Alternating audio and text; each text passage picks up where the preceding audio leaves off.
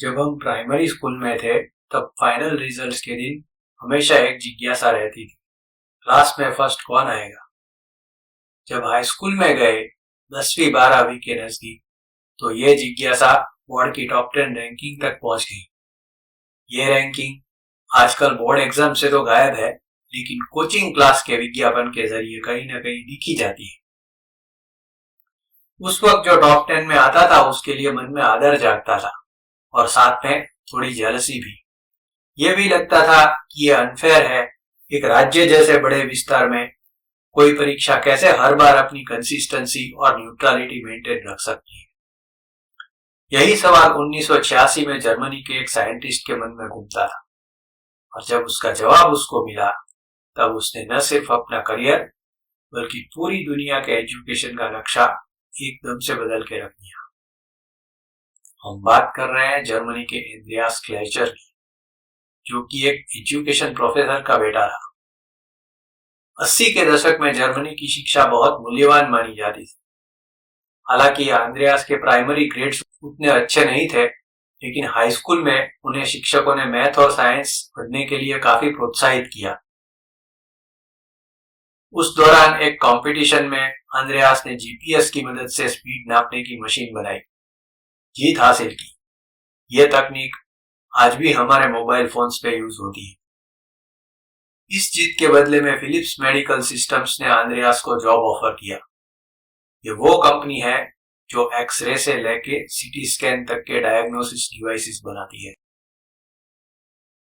लेकिन ज्यादा अभ्यास की चाह से ये नौकरी एंड्रियास ने जल्दी छोड़ दी और यूनिवर्सिटी ऑफ हैम्बर्ग के फिजिक्स डिपार्टमेंट में दाखिला लिया। पश्चिम में यह बहुत बार होता है, नौकरी छोड़कर पढ़ाई शुरू करना। जरूरी नहीं कि इससे आय में बढ़ोतरी हो, लेकिन गारंटी रहे कि अपनी सही रुचि से मेल खाने वाला करियर मिले। एक एजुकेटर का बेटा होने के नाते एजुकेशन से एंड्रियास का नाता टूटा नहीं था। वो हमेशा सोचते, मेडिकल इंडस्ट्री में हमेशा रिसर्च होती रहती है। हर एक रिसर्च को काफी टेस्टिंग और चैलेंजेस से गुजरना पड़ता है। अगर कोई भी प्रॉब्लम हुई तो कंपनियों को बहुत बड़े लॉसूट्स का सामना करना पड़ता है। ये टेस्टिंग वाली बात एजुकेशन में लागू नहीं होती। एजुकेटर्स नई नई पॉलिसियां बनाते हैं और उसके परिणाम जाने बिना ही उन्हें अमल किया जाता है।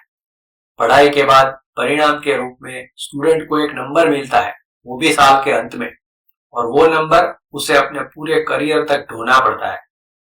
ये बात एंड्रियास को काफी परेशान करती थी कि अगर एजुकेशन में साइंस की तरह एक्सपेरिमेंट्स होते हैं तो उसके रिजल्ट्स भी साइंटिफिक तरीके से ही नापे जाने चाहिए, यानी कि उनकी साइंटिफिक मेजरमेंट होनी चाहिए। एंड्रियास के पिता, जो कि एक एजुकेटर थे, वो पूरी दुनिया की तरह इस विडंबना से काफी कंफर्टेबल थे। उनका हमेशा एक ही जवाब होता था, शिक्षा में जो चीजें सही में मायने रखती है वो वैसे भी कभी नापी नहीं जा सकती, तो फिर चिंता किस बात की। 1986 के एक दिन एंड्रियास यूनिवर्सिटी के एक सेमिनार में जा पहुंचे। विषय था कंपैरेटिव एजुकेशन। वक्ता थे जाने माने British educator Neville Postlethwaite. Andreas को विषय में रुचि पैदा हुई। वो सवाल पूछते गए, नेविल जवाब देते गए। अंत में दोनों ने मिलकर एक रिसर्च पेपर पे काम करना तय किया। नेविल ने एंड्रियास को क्लस्टर एनालिसिस सिखाई, क्योंकि स्टैटिस्टिक्स में एक बहुत बड़ा कॉन्सेप्ट है। एंड्रियास ने पेपर लिखा, नेविल ने उसे पब्लिश कराने का जिम्मा लिया और कराया भी। इस पेपर से एंड्रियास के करियर का पूरा फील्ड चेंज हो गया।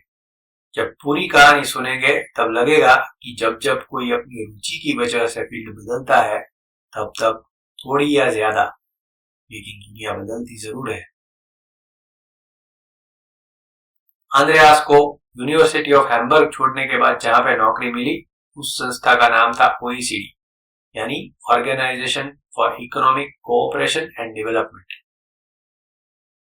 1960 में पेरिस में इस संस्था का गठन हुआ, जिसमें उस वक्त 20 देश थे, ज्यादातर यूरोप के, यूके और अमेरिका यानी यूएसए। तब से लेके आज तक उसमें 38 देश सभ्य बने हैं, जिसमें चिली, पुर्तगाल, मेक्सिको, जापान, तुर्की, साउथ कोरिया वगैरह भी शामिल है। 1996 में एंड्रियास ने ओईसीडी के 28 मेंबर कंट्रीज के एजुकेटर्स के सामने एक अनूठे एग्जाम का प्रस्ताव रखा। क्यों ना हम एक ऐसा इंटरनेशनल टेस्ट कंडक्ट करें जिससे 3 काम हो। पहला, टेस्ट हो स्टूडेंट्स का, लेकिन परिणाम निकले देशों का और उनकी शिक्षा पद्धतियों का। दूसरा, एजुकेशन की उन चीजों को मेजर किया जाए जो आधुनिक दुनिया में सही में मायने रखती हो, यानी कि रियल लाइफ को टेस्ट करने वाले सवाल। और तीसरा, जब हम इतना कर ही रहे हैं तो क्यों ना थोड़ा और उन रिजल्ट्स के साथ विद्यार्थियों और देशों की स्थितियों को जोड़ा जाए, जैसे कि शिक्षा के पीछे गवर्नमेंट की स्पेंडिंग, स्टूडेंट्स और पेरेंट्स के आर्थिक और सामाजिक हालात, टीचिंग मेथड्स वगैरह वगैरह। प्रस्ताव का काफी विरोध हुआ, लेकिन अंद्रयास डटे रहे। कहा, हम इसे प्रायोगिक स्तर पर तो कर ही सकते हैं। ओईसीडी के डायरेक्टर ने अंद्रयास को सपोर्ट किया और जन्म हुआ एक ऐसे इंटरनेशनल एग्जाम का जिसमें आज तक हर 3 साल लाखों विद्यार्थी कुछ प्रश्नों के जवाब लिखते हैं, लेकिन परिणाम मिलता है देशों की शिक्षा नीति और शिक्षा पद्धतियों को। उस एग्जाम का नाम है program for international student assessment, यानी पीसा। वैसे ये स्पेलिंग इटली के लेनिन टावर वाले गांव का ही है। एनीवेज, पीसा टेस्ट के डिजाइन का काम काफी बड़ा था। ओईसीडी ने एक बड़े प्रोजेक्ट का गठन किया जिसके तहत हर देश में ये एग्जाम कंडक्ट हो सके। अप्रैल 2000 में पहला पीसा टेस्ट हुआ, जिसमें दुनिया के 43 देशों के करीब 3,15,000 स्टूडेंट ने हिस्सा लिया। बहुत के मन में हम जैसा ही सवाल था, फर्स्ट कौन आएगा, लेकिन इस बार यह दाव स्टूडेंट्स पे नहीं, देशों पे लगा था। पीसा मानो कि एक एकेडमिक ओलंपिक जैसा इवेंट बन गया, जिसमें मेडल प्लेयर्स की बजाय देश की शिक्षा पद्धति को मिलने वाले थे। इससे पहले कि हम विनर को अनाउंस करें, सन 2000 के पीसा के बारे में थोड़ी और बातें जान लेते हैं। पीसा की हर परीक्षा में 3 डोमेन होते हैं, रीडिंग, मैथमेटिक्स और साइंस। लेकिन पीसा 2000 में फोकस था रीडिंग, मतलब कि ज्यादा मार्क्स और प्रश्न रीडिंग को एलोकेट होने वाले थे। 2003 की परीक्षा में मैथमेटिक्स, 2006 में साइंस और 2009 में फिर से फोकस रीडिंग पे रहने वाला। हर 3 साल के इंटरवल पे होने वाली ये एग्जाम लास्ट टाइम 2022 में हुई थी कोविड के कारण। वो मैथमेटिक्स पे फोकस थी। क्या टेस्ट करती है पीसा? इसमें रट्टा मारने से तो कुछ नहीं होता, लेकिन इसके आगे की स्टेप भी गायब है। रीडिंग का पीसा ले लीजिए। आपको अगर पैराग्राफ रीड करके श्याम ने गीता से क्या कहा जैसे प्रश्नों के जवाब आते हैं, तो आप रीडिंग का पीसा टॉप नहीं कर सकते। अगर आप सोच सकते हैं कि श्याम ने गीता से जो भी कहा उसकी सबसे ज्यादा पॉसिबल वजह क्या हो सकती है, फिर भले ही वो लिखी ना हो, तो आपका चांस है। मैथ्स में आपको अगर इक्वेशन सॉल्व करने आते हैं, तो आप मैथ्स का पीसा टॉप नहीं कर सकते। अगर कोई प्रॉब्लम 2 इक्वेशन से सॉल्व हो सकती है और उसमें आप सबसे फायदेमंद इक्वेशन या इक्वेशंस की स्ट्रेटेजी लगा सकते हैं, तो शायद आपका चांस है। साइंस में अगर आपको पता है कि कोई एपिडेमिक कैसे फैलता है, तो आप साइंस का पीसा टॉप नहीं कर सकते। लेकिन अगर आप साइंटिफिक रिसर्च को डेटा के साथ मिला के उस रोग के प्रिवेंशन की साइंटिफिक मॉडल बना सकते हैं, तो आपका चांस है। जैसे अगर कोई चाहे तो सैंपल टेस्ट क्वेश्चंस ओईसीडी की वेबसाइट पे दिए गए हैं, जिसका लिंक डिस्क्रिप्शन बॉक्स में दिया हुआ है। कैसे होती है पीसा की मार्किंग? इन सब में अगर आपने विस्तृत जवाब लिखे हैं, तो आपकी मार्किंग सिर्फ सही जवाब से नहीं, बल्कि जवाब लाने की पद्धतियों से भी की जाती है। अगर ट्रायल एंड एरर या स्मार्ट एलिमिनेशन मेथड से जवाब मिला है, तो मार्क्स बहुत ही कम मिलेंगे। पीसा के डिजाइन में मार्किंग एक बहुत बड़ी प्रोसेस है, जो लर्निंग आउटकम्स को मार्क्स के साथ बहुत सॉलिड तरीके से जोड़ती है। अगर आपको किसी प्रॉब्लम में 24 मार्क मिले हैं, तो उसमें 2 का आंकड़ा सही या गलत जवाब के कारण, 4 का आंकड़ा सही या गलत मेथड के कारण हो सकता है। अब आते हैं रैंकिंग पे। पीसा एग्जाम देते तो स्टूडेंट्स है, लेकिन रैंक देश को मिलती है। कैसे?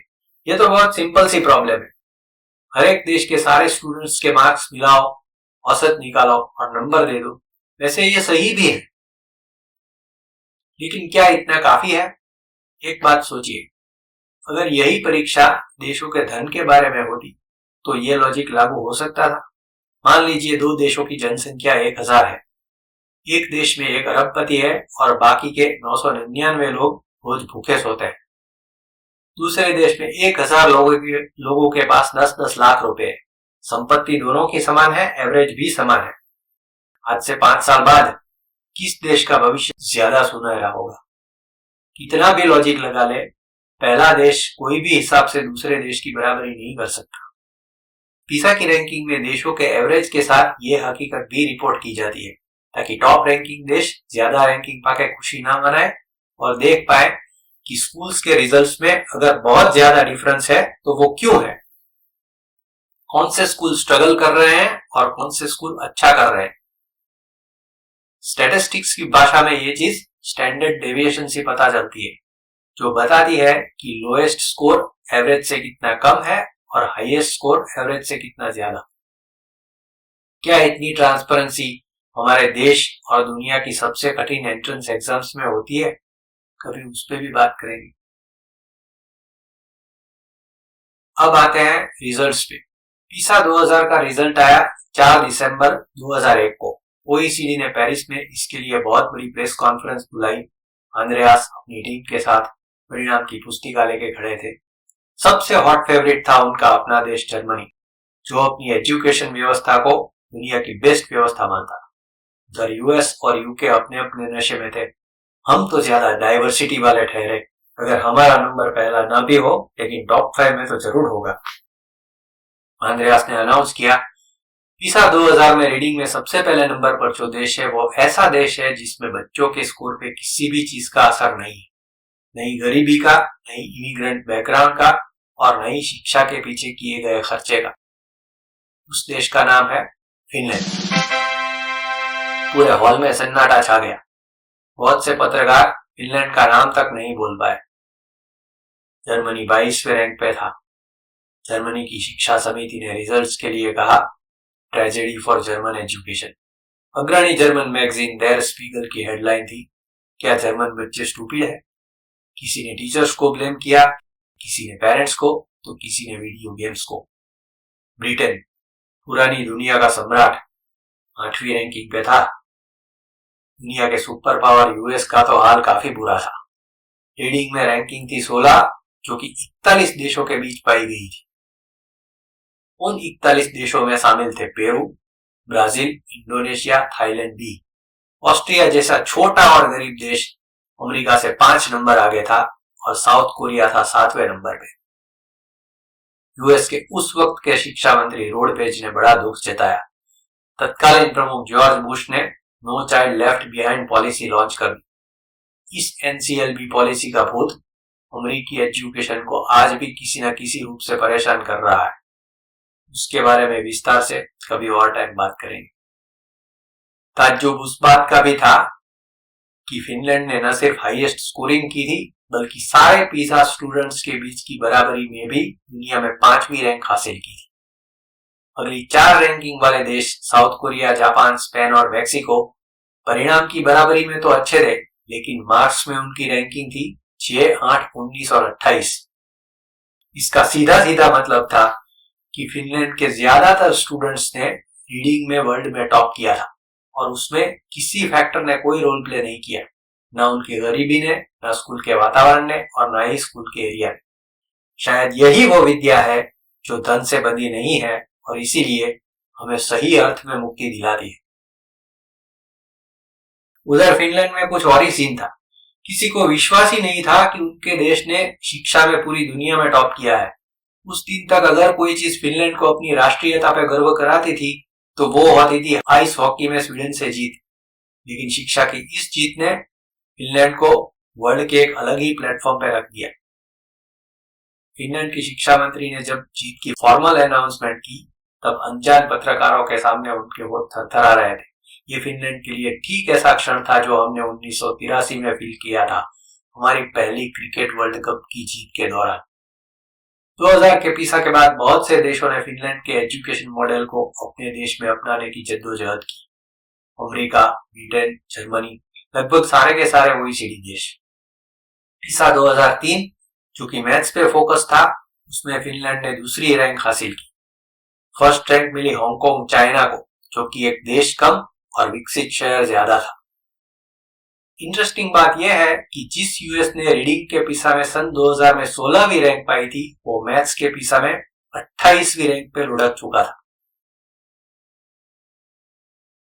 पीसा 2006 जो कि साइंस पे फोकस था, उसमें फिनलैंड ने फिर से दुनिया में टॉप किया। उस 2006 के पीसा के बाद फिनलैंड का पीसा रैंक गिरता रहा, लेकिन कभी भी OECD एवरेज से नीचे नहीं गया। ये गिरावट के कई कारण हैं, जो फिनलैंड की शिक्षा पद्धति के साथ कम और दूसरे पहलुओं पर ज्यादा निर्भर करते हैं। उनकी चर्चा भी करी। लेकिन पीसा की हिस्ट्री में फिनलैंड हमेशा स्पेशल रहेगा। क्यों?